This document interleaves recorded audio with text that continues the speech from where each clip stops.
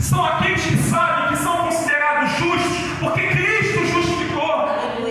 É aquele que sabe que é salvo não pelos próprios méritos, mas pelo mérito de Cristo. É aquele que sabe que é fraco, inconstante, miserável e que depende desesperadamente da graça e misericórdia de Deus.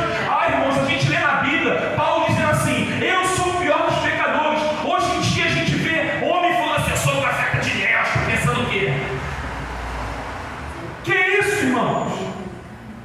E aí você percebe esse ensinamento do que está sendo pregado hoje em dia, onde o ser humano, irmão José, meu sogro, vocês todos têm valor, mas o valor que vocês têm, o valor que eu tenho, é o valor que Cristo me concede.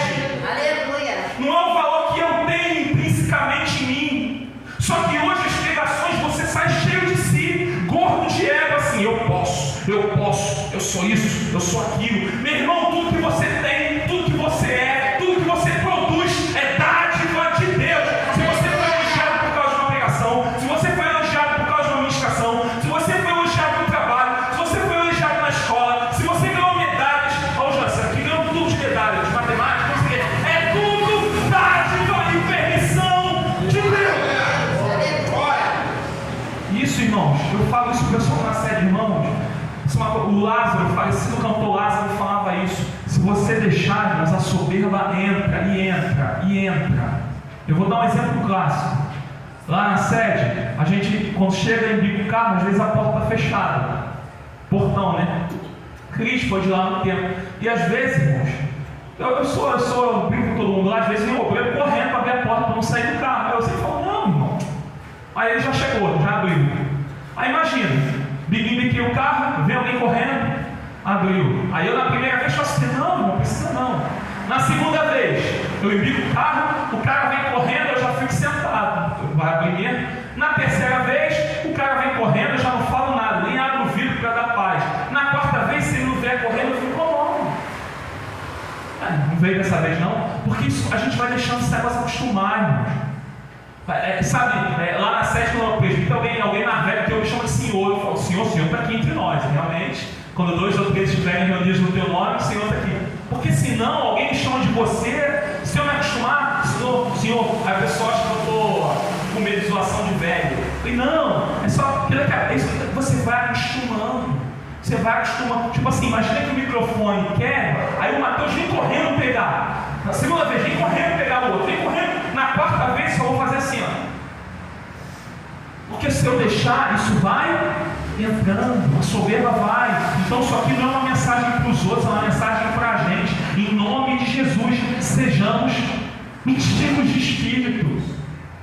Está mais perto de Deus, irmãos, não quem se acha um bonzão, pelo contrário, porque quanto mais eu chego perto da luz, mais eu enxergo os meus defeitos. Quanto mais perto de Deus você está, mais você vê os seus pecados.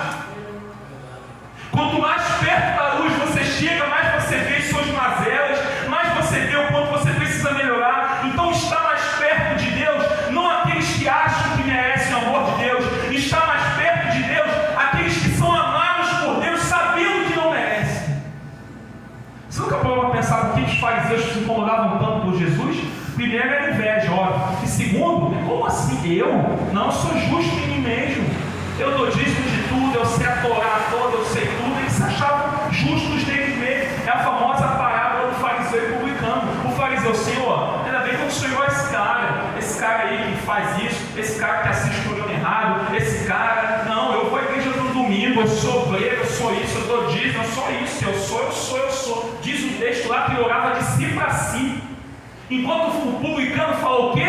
Ser propício a mim, pecador. Diz o texto que ele nem se atrevia a olhar para o alto. Jesus vai dizer que esse cara vai ser o justificado. Então, em nome de Jesus, irmãos, sejamos pobres em espírito. Se eu perceber um tracinho de arrogância, um tracinho de soberba moral,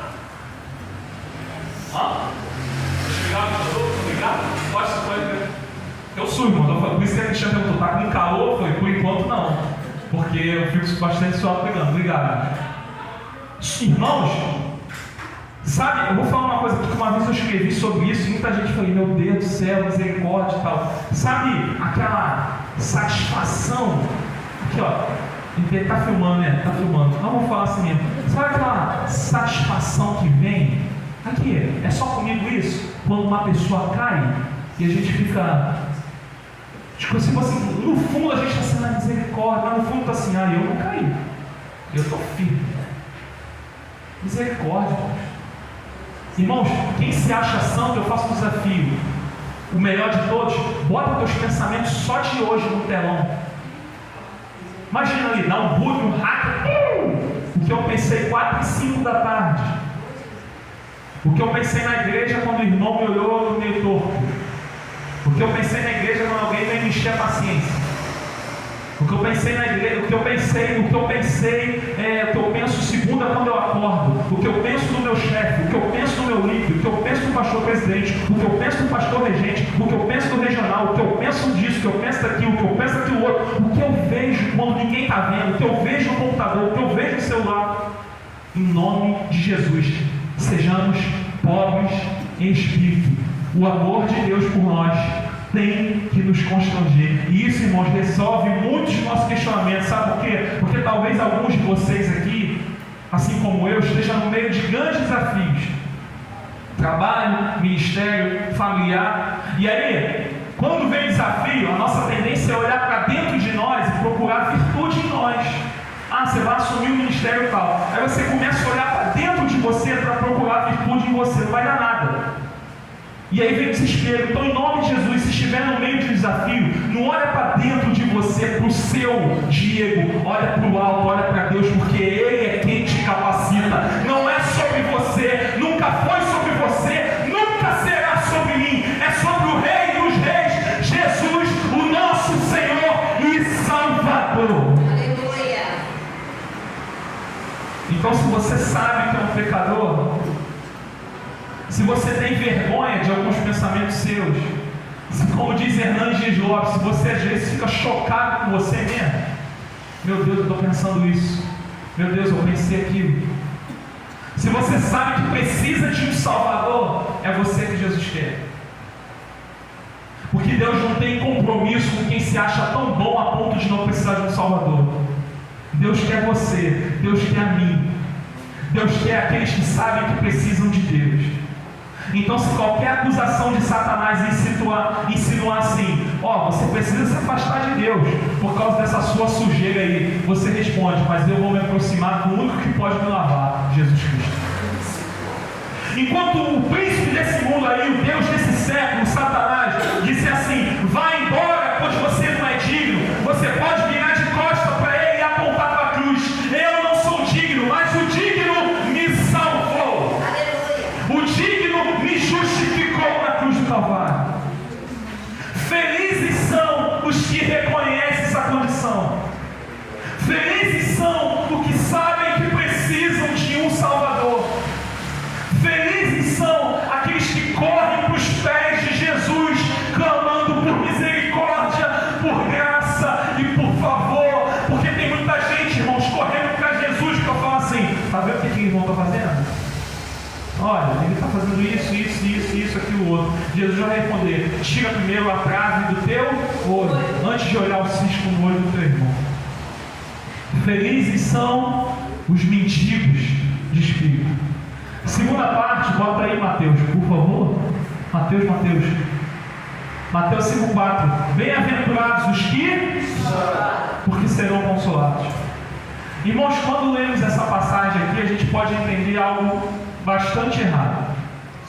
Lembre-se, irmãos, que as bem-aventuranças foram pregadas pelo próprio Cristo, tá? Então, assim, possui uma riqueza imensa nos detalhes, sobretudo quando a gente vai para o texto original. Porque você pode achar, assim como eu achava, que Jesus está se referindo aqui às dores emocionais da vida. Bem-aventurados os que choram porque perderam um parente, bem-aventurados os que choram porque perderam o emprego, bem-aventurados os que choram porque sofreram, descobriram uma doença. Não é exatamente isso que Jesus está falando aqui. Esse versículo é muito mais rico que isso. E aí você faz um link com o primeiro, de Mateus 5,3. Quando a gente percebe a nossa condição diante de Deus, quando você chega, você está na sua caminhada, e aí você chega perto daquele que é a própria luz, e você percebe a sua condição pecaminosa, quando você se dá conta de tudo aquilo que Deus é, de tudo aquilo que você é, da sua condição de pecador, da sua condição de miserabilidade, quando eu percebo o quão eu sou ingrato diante de um Deus que me deu tudo, quando eu percebo que eu poderia ser um filho melhor, um pai que me deu tudo, o que eu tenho que fazer, irmãos? Chorar por não ser um filho melhor para Deus, chorar por constantemente fazer aquilo que Ele não mandou fazer, chorar por todas as vezes que o temperamento do Diego aqui vence, ao invés de eu negar a mim mesmo e fazer a vontade de Deus. Quantas vezes, irmão? Não, Senhor, já estou tranquilo, domínio próprio, estou na graça. Alguém faz alguma coisa, eu reajo. Chorar todas as vezes que eu perco o meu temperamento, chorar todas as vezes que eu falo quando era para me calar, chorar todas as vezes que eu me calo quando era para eu falar. Alguém está falando mal do Evangelho, eu com vergonha de Cristo cala a boca. Chorar todas as vezes que eu resisto ao Espírito Santo e quero fazer do meu jeito. Eu estava resistindo aqui. Ontem a música. Hoje a diferença Mônica canta a música. Eu estou assim, essa música é alta, eu me vou às 7 de manhã, eu estou sem voz, eu sei que estou resistindo, não vou. Quantas vezes, cabeça dentro, mas quantas vezes a gente resiste. Talvez há coisas aí que Deus já mandou você fazer e você está resistindo. Talvez há coisas que Deus já mandou você parar de fazer e você está resistindo. Talvez tenha coisas que Deus já me mandou parar de fazer há muito tempo e eu continuo resistindo. O que eu tenho que fazer? Mudar, claro? Chorar todas as vezes que Deus manda. Diego, vai para cá e eu vou para lá. Chorar pela minha inconstância, que digo assim, 2023 agora vai. Eu mesmo vou começar a correr. Segundo, terça, não vou correr. Correr de exercício físico. Chorar em nossa inconstância, chorar pela nossa vaidade, chorar pelo nosso pecado. É isso que Jesus está falando aqui. Felizes são aqueles que choram pelo seu pecado. Irmãos, pare e pense. Se eu falar assim, qual foi a última vez que você chorou? Talvez ontem, talvez hoje. Chorou por algum problema na vida, pelas suas angústias, pelas suas aflições, pelos problemas financeiros, problemas que todos nós temos, irmão. Choros, lágrimas que só Deus conhece. Talvez você lembre, eu chorei tal dia, aconteceu um negócio assim. A pergunta é, qual foi a última vez que eu chorei pelo meu pecado? Irmãos, repare, não é um choro pela consequência do pecado. Eu vou explicar isso. Uma situação aconteceu lá em casa. Daniel, meu filho, irmãos, mais velho, a gente fica pegando o pé dele para ele não perder a Bíblia dele. Porque assim, lá na sede, ele sai acaba o culto, ele já quer ir lá para o espaço gourmet, ficar correndo, brincando, sem fazer nada. Fala, Daniel, não quer sua Bíblia, não quer sua Bíblia, não. Aí, novamente atualizado, a gente comprou uma Bíblia legal para ele, Bíblia de criança.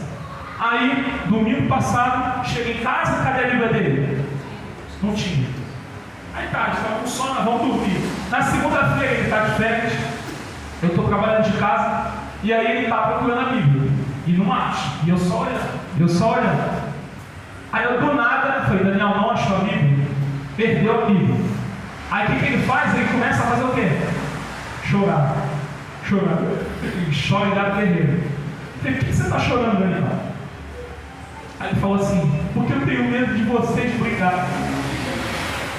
Esse choro é correto? Ele está com medo da consequência. Foi Daniel. Esse choro está errado. Você não tem que ter medo da consequência. Você tem que ter medo de decepcionar seus pais.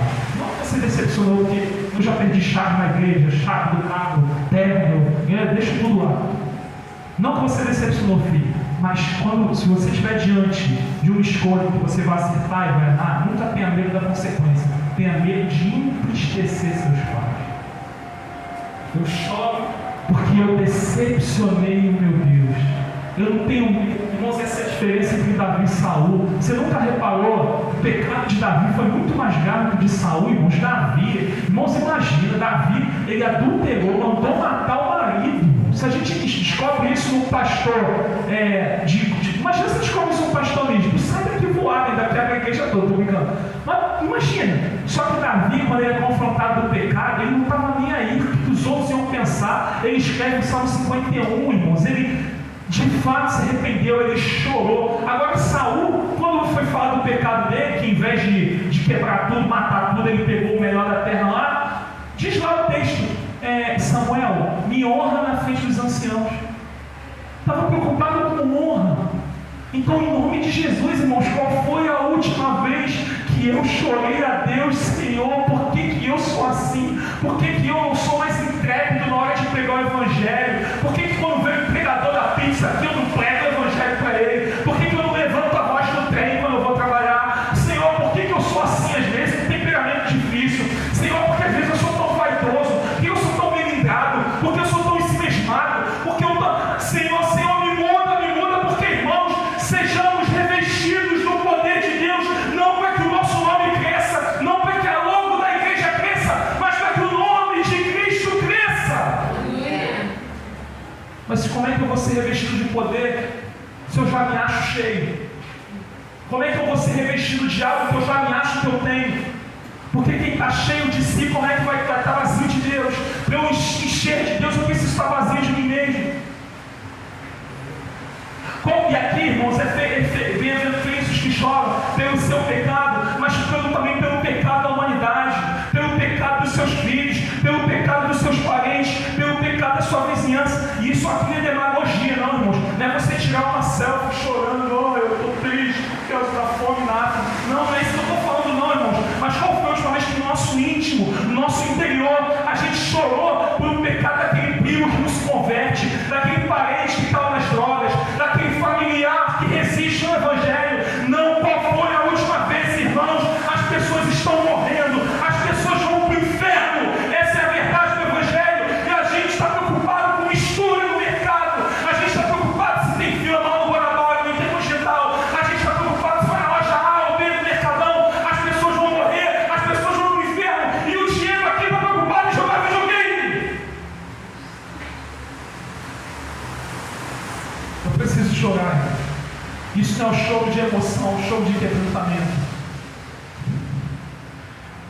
Qual foi a última vez que choramos por não ser melhores filhos, por um pai que é sobremodo excelente, irmãos? Qual foi a última vez? É por isso que a Bíblia vai dizer que existe a tristeza segundo Deus, a tristeza segundo o mundo. A tristeza segundo Deus é exatamente essa, aquela que me faz chorar pelos meus erros, mas que me faz correr por aquele que me conserta dos meus erros. Irmãos, a gente está tão preocupado em se defender que a gente se esquece de quebrantar. A gente está tão preocupado em defender nosso ponto de vista que a gente esquece de reparar o erro que a gente cometeu. Qual foi a última vez que choramos por sabermos que não somos merecedores de tudo aquilo que Deus nos dá? Muitas vezes, irmãos, o Diego aqui se comporta como um filho mimado, que acha que tem que ter tudo na hora que quer. Não, meu irmão, eu e você não merecemos coisa alguma. Nós não merecemos salvação e Ele nos salvou. Nós não merecemos fazer a obra e Ele nos privilegiou. Eu não merecia estar pegando a palavra de Deus, e a prova de Deus não está aqui pegando. Irmão, se isso não me quebrando, o que mais me quebrantará? E é esse choro que Jesus está falando aqui. É o choro de quem sabe que é pobre de espírito. É o choro de quem sabe que ninguém foi digno de abrir o livro e desatar os selos, somente Cristo. É o choro que clama por um avivamento. Irmãos, eu tenho 2 filhos, irmãos. Um de 8 anos e um vai fazer 1 ano no domingo que vem. 1 aninho. E aí, irmãos, pastor, a gente fala isso, tem um livro do Fernando Dias Lopes que ele fala isso também, que a gente dá tudo, irmãos, faz tudo pela educação dos nossos filhos, se endivida para pagar uma escola boa, um curso bom,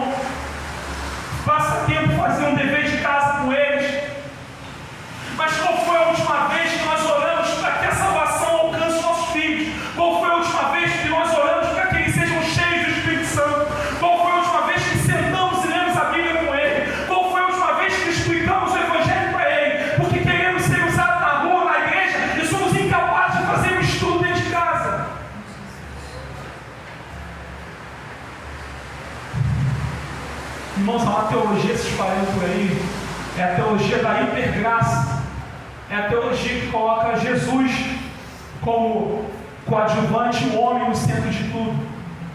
É a teologia que prega uma graça barata. A salvação, ela foi por graça, não foi de graça. Jesus pagou o nosso preço. É a teologia que quer nos tornar insensíveis ao nosso erro. Irmãos, eu não estou brincando. Igreja dos Estados Unidos não pode falar de pecado. Essa pregação estaria vetada. Muitas igrejas dos Estados Unidos, porque não pode falar de pecado. O argumento é: mas as pessoas já têm tanto sofrimento no mundo, não sei o quê. Ela vai para a igreja para ouvir uma palavra de ânimo. Irmãos, não tem maior ânimo do que uma confrontação do Espírito Santo de Deus. E a primeira obra do Espírito Santo é nos convencer que somos pecadores. Eu sempre falo isso, irmãos. Espada não serve para fazer carinho. Espada machuca para que eu vá àquele que me cura. Amém. Quando eu percebo a santidade de Deus, quando eu leio a palavra, quando eu vejo, isso tem que me quebrantar, irmãos. Isso tem que me entristecer. Me entristece para que eu aprenda a depender dele. E aí, irmãos, o caminho é esse. Eu me entristeço pelo meu pecado, corro para quem me salva, e não tem como não haver alegria e felicidade ao lado do Salvador. Como falei aqui, irmãos, no louvor, Deus resiste ao soberbo. Isso é muito forte, irmãos. Deus resistir, aquele que é o próprio amor, resiste. Tem ranço, resiste ao soberbo, mas dá graça ao humilde. Aquele que fala: Senhor, eu não consigo alcançar o teu padrão, eu não consigo, me ajuda. Ele vem meu filho, minha filha, você será consolado, porque eu te sustento, eu te guardo e eu te capacito a viver de acordo com a minha vontade. Em nome de Jesus, irmãos. Após o choro, vem o consolo de saber que pertencemos a Cristo, o consolo de saber que em Cristo somos perdoados, se houver arrependimento. Só o fato de você ir até Ele e pedir perdão já houve arrependimento. O consolo de saber que um dia o veremos face a face. Irmão, isso é prático. Naqueles dias que você sabe que você tem vontade, não é de dar um chute no balde, não é de dar um bico de trivela no balde, chutar tudo pro alto, largar tudo. Naquele dia que não dá vontade nem de levantar da cama, vislumbre o dia em que você verá a face do teu Redentor, e o vislumbre desse dia te dará força hoje. Felizes são os que choram, porque serão consolados. E a última, a terceira de hoje, bota aí, Mateusão: bem-aventurados os mansos, porque herdarão a terra. Irmãos, aqui diz que felizes são os mansos, e que são esses, pasmem, que herdarão a terra. A mansidão, irmãos, é vista por alguns como fraqueza. Afinal de contas, irmãos, a gente adora dizer isso aqui, ó: não, comigo é diferente. Tá pensando o quê? Comigo o negócio, eu não dei mole pra ver, carioca. Eu não dei mole pra ele. Eu dar mole, eu não dei mole pra ele, não. Comigo é diferente. A gente adora dizer isso. Adora ouvir falando isso.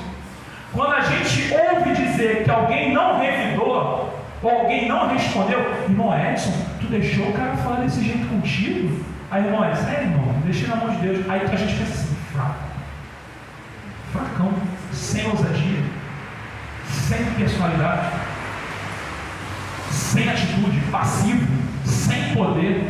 A gente associa revestimento do poder com raiva. Fulano está cheio de Espírito Santo, por quê? Porque bateu no púlpito. Uma vez eu bati no púlpito e uma caiu água. Aí eu falei: gente, isso aqui não é poder não, é topeira na minha parte mesmo. A gente acha que raiva é revestimento de poder. E aí o pastor que prega assim: ó, irmãos, ela fala, isso aí não está cheio de poder, porque ele está falando assim. Eu estou cheio de poder por quê? Porque eu estou gritando aqui. Isso aí não prova nada. Ocorre, irmãos, que Tiago vai dizer, não precisa botar não, até porque eu nem vou dar referência, que a ira do homem não produz a justiça de Deus. Afinal, nessa questão aí, nesse problema aí que você está aí, você não estou falando com você. Só quem sabe é Deus e você, nem eu sei. Quem é que está certo? Talvez você esteja certo nesse negócio aí. Nessa sua demanda aí, talvez você esteja certo. Mas quem disse que você tem que revidar? Quem disse que você tem que responder à altura? Quem disse que você tem que pagar o mal com o mal? A Bíblia diz. A Bíblia diz para pagar o mal com o bem. Irmãos, a palavra manso no original é a palavra praus. Quando o grego coreano não se usa mais hoje, tá? Mas nessa época aqui, quando queria, eles usavam a palavra praus, P-R-A-U-S, praus. Quando queria mostrar uma pessoa que não revidava, que não disputava. Então, se eu quisesse falar assim, o Zezinho é Zezinho, tá? Porque o Zé na família Zezinho. O Zezinho é praus. Então, quer dizer que é um cara tranquilo, que não revidava, que ficava na dele e não entrava em disputa. E por que as pessoas muitas vezes não fazem isso? A gente acha que é temperamento. Tem sim a questão do temperamento, mas a palavra manso, irmãos, ela tem a ver, a pessoa, ela não revida, não é por causa do temperamento, ela não revida porque na cabeça dela ela está assim, Deus é minha justiça.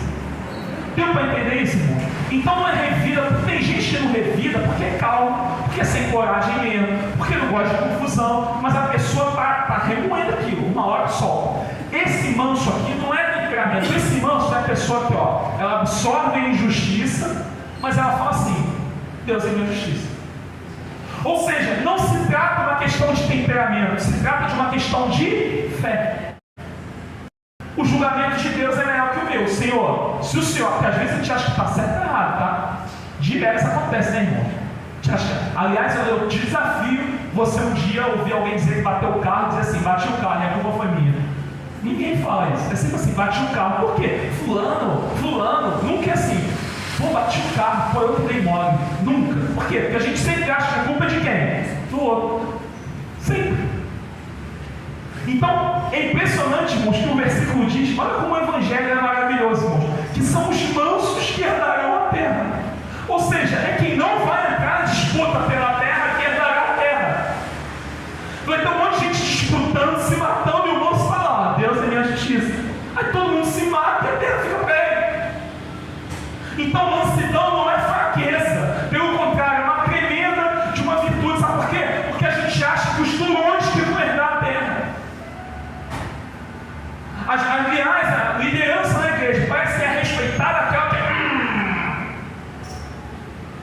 a autoridade não se impõe, se adquire, irmãos. Impor autoridade é para fraco. Você vai obedecendo aqui no caso. Você sai daqui só falando mal de mim. Que obediência é essa? Porque a gente acha que tem que ser durão. A gente acha que tem que gritar, tem que dar a última palavra. A gente acha que tem que ser daqueles que não levam desafogo para casa. Nós achamos que vai dar terra os bons de briga. Os mansos, não. Esses aí vão ser massacrados, pisoteados, pisados. Mas aqui, irmãos, a maravilha do Evangelho é que geralmente é contrário ao senso comum. Porque de acordo com Mateus 5, eu vou ganhar a terra, eu vou herdar a terra, não por conta do meu temperamento explosivo. Eu vou herdar a terra não porque eu reivindiquei meus direitos. Não, as conquistas virão como resultado da sua confiança em Deus. Ele é justo, irmão. Ele vai dar terra para quem? Para quem merece. Se for você, vai acontecer. Se não for, paciência. E aí a gente descobre quanta confusão a gente entra à toa, irmãos. Quantas picuinhas que você e eu que a gente entra, irmãos. Quem disse que você tem que vencer todas as discussões, irmão? Irmãos, Efésios diz o quê? Nossa luta não é contra sangue ou carne. Então, irmãos, nossa guerra não é contra pessoas, ainda que pessoas estejam em guerra contra nós. Você não tem como controlar isso. Se a pessoa está em guerra com você, paciência, mas a sua guerra não é com ela. Não sai essa discussão. Deixe que o Senhor julgue essa causa. Então, nos próximos dias, Cris, irmã Juliana, Cláudia, Vitor, Mateus, qual o nome da irmã? Irmã Celeste. Quando a gente for estourar, eu assim, irmãos, eu vejo eu estourando, chegando. Vou estourar. Ó, desce. Senhor, é difícil, irmão. Eu faço assim, ó. Eu vou perder o controle do trânsito, eu começo a dar cascudo em mim para não falar nada. Ó, bem-aventurados hoje. Irmãos, não é pressão, não vou falar nada, mas tomara que Deus mande um fogo consumidor na vida dele. Não é isso. Não é isso. É simplesmente, Senhor, julga essa casa. Julga essa casa. Isso não é falta de posicionamento, irmãos. Cristão tem que se posicionar. Isso não é omissão. Cristão não pode ser omisso. Isso é um convite a deixar que as possíveis injustiças que estão sofrendo sejam julgadas por Deus. Esse eu preciso botar, Mateus. Bota aí, por favor, 1 Pedro, capítulo 2, verso 23. Por favor. Olha só, irmãos. Pois ele, está falando de Pedro, está falando de Jesus, tá? Pois ele, quando... Oi, tá aí, vamos ler junto. 1, 2, 3, e pois ele, quando não para. Então Jesus fazia o quê? Ou não fazia? Jesus não? Quem é teu modelo? Sou eu, pastor Níger, pastor Daniel, Yehudi, Pierre, Helene? Jesus, nosso modelo é Cristo. Se a gente olhar para o homem, está ruim. Está ruim, olha para Cristo. Pois ele, quando insultava, não dava com insultos. Quando maltratava, não fazia, mas se entregava àquele que julga retamente. Jesus não revidava. Ele se entregava a Deus. Senhor, essa causa é sua. A gente quer revidar tudo. Eu quero revidar tudo. Alguém fala mal do sim lá na série para tu ver. Não dá, irmão. Às vezes eu quero rebater no chat. Eu no culto que eu fico controlando o chat. De vez em quando aparece o pessoal botando pix para mandar dinheiro. Enfim, tem que controlar o chat. Aí às vezes alguém fala uma coisa lá, dá vontade de responder no chat assim. Porque a gente revida tudo. Marido e mulher, revida tudo. Revida tudo. Não tem que se calar, irmãos. Que a gente aprenda como Jesus. Entrega a causa àquele que julga retamente. Irmãos, os estudiosos, eles acreditam e eu acredito nisso óbvio também, que as bem-aventuranças, elas seguem uma ordem. E claro, Jesus é mestre. Ou seja, quando nós nos damos conta de que nós somos pobres de espírito, o que a gente faz? Chora. Quando eu vou a Cristo chorando pelo meu pecado e sou consolado, o que isso tem que me tornar, irmão? Manso. Como é que eu posso ficar entrando em disputa, ficar entrando em discussão, achando que eu tenho razão de tudo, quando eu, sem razão nenhuma, fui aceito por Cristo? Jesus, eu não preciso vencer ninguém, irmãos. Jesus já venceu. Eu não preciso provar nada para ninguém. Jesus já provou no cálice da ira de Deus. Então deixe as pessoas brigarem sozinhas. Deixe falar se quiser. Se você tem Cristo, está em paz, salvo, redimido, lavado, remido pelo sangue do Cordeiro. Você está debaixo das asas do Pai. Que mal o homem pode fazer? E aí outro, irmão, se fala assim, o Diego é meio esquisito. Eu sou um pouquinho minha. Eu estou falando o seguinte, tudo que falta em você no fundo é um pouquinho. Irmão, Diego é esquisito, sou. Só que a gente quer se defender. Tipo assim, como é que o careca vai se ofender quando é chamado de careca, irmão? Mas ele assim, ou eu sou ou eu não sou. Se eu não sou, tipo assim, o jovem lá da igreja me chama de velho. A gente é velho. O velho é o velho. Eu fico pensando assim, um pouquinho sou por causa da barba, mas tem 37, eu vou me ofender com isso, irmão. Então assim, se eu sou, eu sou. Se eu não sou, eu vou me ofender para quê? Deixa que Deus responde, irmão. Não devolve a acusação. Irmãos, eu falo isso para o Daniel. Daniel, tem 2 X lá, vou falar mal deles, mas eu amo eles. O Gustavo e o Fernando. São maridos das minhas cunhadas. Que eles zoam o Daniel demais, mas zoam. Fazem gol no videogame. Tomou gol. Não sei o que. Eu falo, Daniel, sabe como é que você quebra uma zoação? Assim, imagina. Daniel, tomou um gol mesmo no futebol. Pô, você fez mal golaço mesmo. Acabou, irmão. Futebol, você não gosta de futebol? Se alguém vier zoar o Flamengo é muito ruim, eu falo assim, é mesmo. Acabou a zoação. Acabou. Mas ele cai na pilha. Aí você caiu, filho. Quem cai na pilha, continua zoando. Se tu cai na pilha, já é. Então, caramba, mas tu é ruim de roda, rapaz, sou mesmo.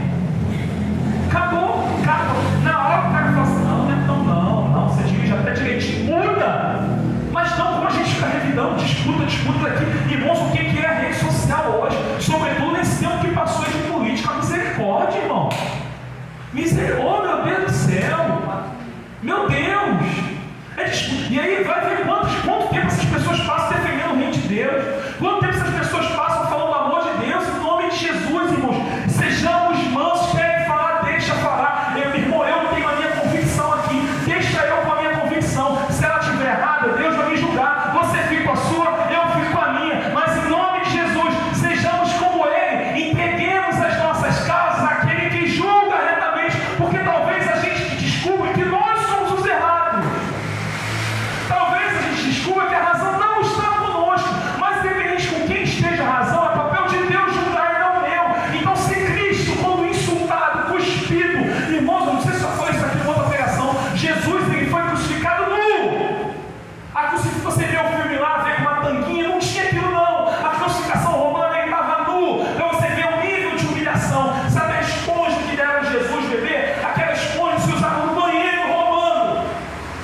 Você tem noção do nível de humilhação que o nosso mestre passou? E eu, irmãos, eu revido qualquer coisa. Alguém me ofende, eu revido. É o meu vizinho, eu revido. É o colega do trabalho, eu revido. É a minha esposa, eu revido.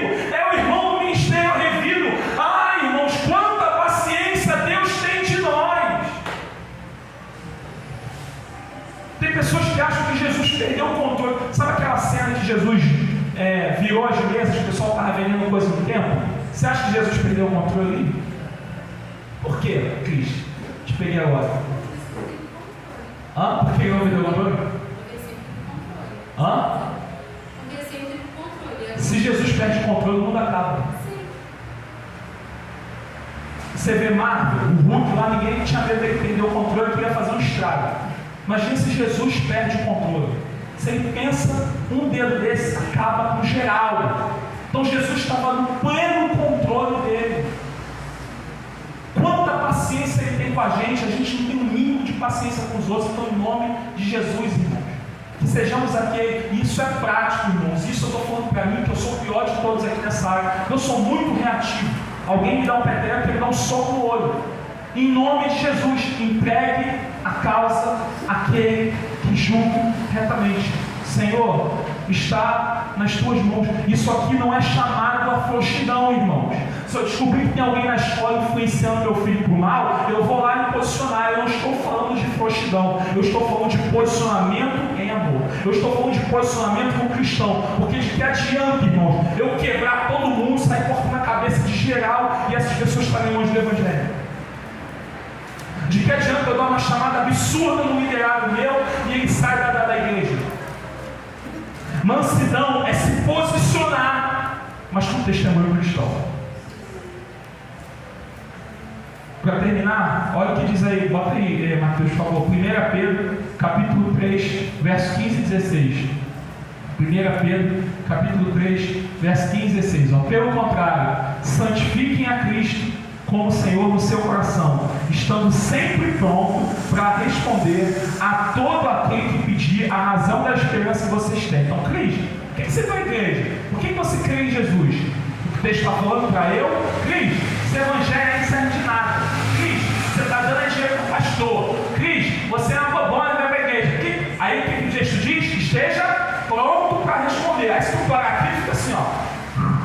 Quando vier, já viu. Aí calma, 16. Mas façam isso com mansidão e temor, com boa consciência, de modo que naquilo que falam mal de vocês, fiquem envergonhados esses que difamam a boa conduta que vocês têm em Cristo. Quem tem boa conduta em Cristo não precisa ficar se defendendo. É só a pessoa olhar para a sua vida. Tá bom. Se quiser inventar mentira, irmão, é contigo. Largue o quente de fogo, vem depois. Eu não preciso me defender. Sejamos mansos em nome de Jesus. Felizes são os pobres de espírito. Felizes são os que choram. E felizes são os mansos. Que a gente possa aplicar essa palavra em nome de Jesus. Feche seus olhos, curva sua cabeça. Senhor, meu Deus, meu Pai, obrigado, Senhor. Obrigado pela tua palavra. Obrigado pelos teus ensinamentos. Mas nos ajuda, Senhor, nos ajuda a aplicar essa palavra, porque não conseguimos fazer isso por nós mesmos. Precisamos do Teu poder, da Tua graça, precisamos ser revestidos do Teu poder, Senhor, para que sejamos mansos, para que entendamos a nossa condição e para que a gente, chorando pelo nosso pecado, possa correr para Ti, que nos salva, que nos consola. Seja com essa igreja, guarda os obreiros e os membros dessa igreja, que o Teu nome continue sendo exaltado, que o Teu nome cresça, Senhor, e não o nosso. Que Teu nome tenha relevância e não nosso, porque tudo aqui é para Ti. Obrigado por tudo, em nome de Jesus. Todos digam. Amém.